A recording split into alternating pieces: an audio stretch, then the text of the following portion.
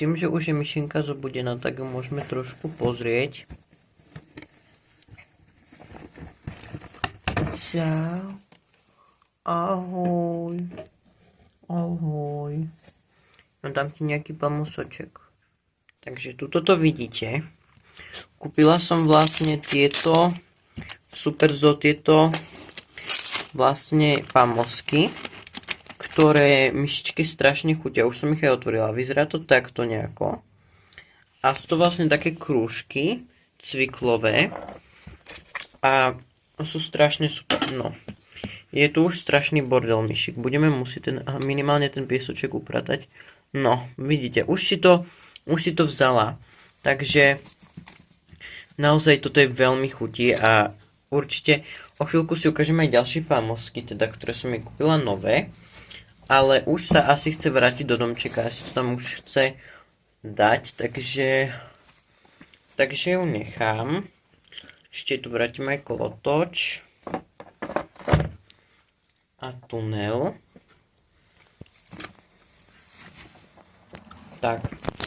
No áno, ja viem, je tu už strašný bordel, už to treba vyčistiť. Ale pôjdeme si teda ukázať tie nové veci.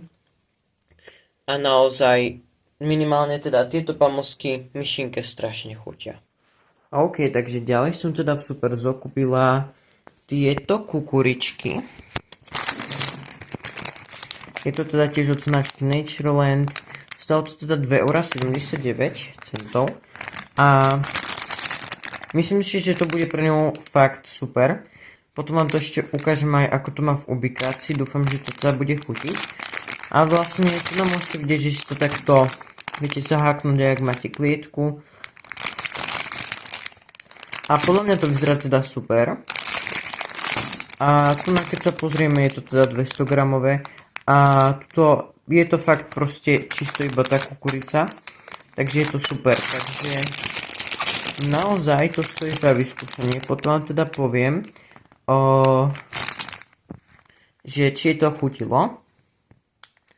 A teda, že či si myslím, že je to worth it. OK, takže teda ďalšia vec zo Superzo. Tu sú vlastne teda v tejto taštičke aj pamosky pre psíkov.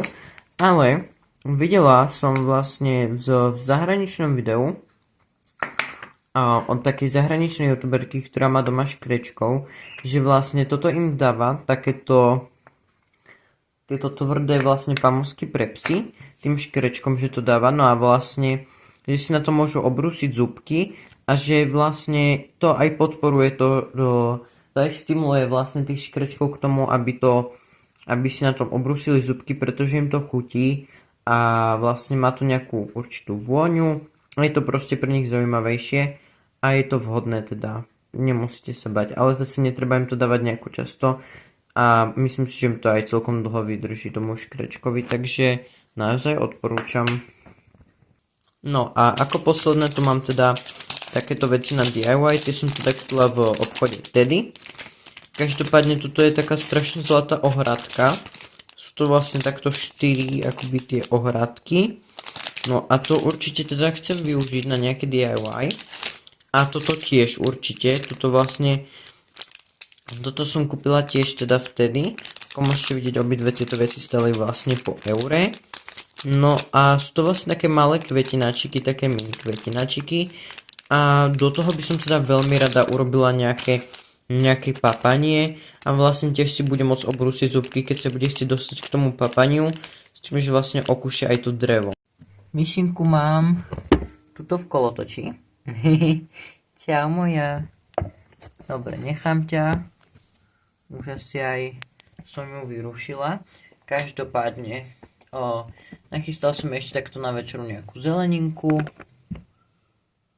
To si potom ešte dáme. No a každopádne máme tu tie kukuričky. Už sa mi tu trošku. No takže ja to pôjdem otvoriť. A máme tu ešte aj teda toto. Skúsime to myšičke dať ku čumáčiku. Viem, že vy to až tak dobre nevidíte, ako ja to vidím. A myslím si, že ju to zaujíma, ale zároveň úplne úplne asi zatiaľ nevie, že čo vlastne sa s tým dá robiť, keď si škrečok. Ešte teda potom vymeníme vodičku a dáme jej čerstvé krmivo. Každopádne ja už teraz asi vyberiem a dáme nejaké tie pamlsky, vlastne teda zeleninku ako tie pamlsky. Takže tak, no a potom si vlastne teda rozbalíme už tie kukuričky.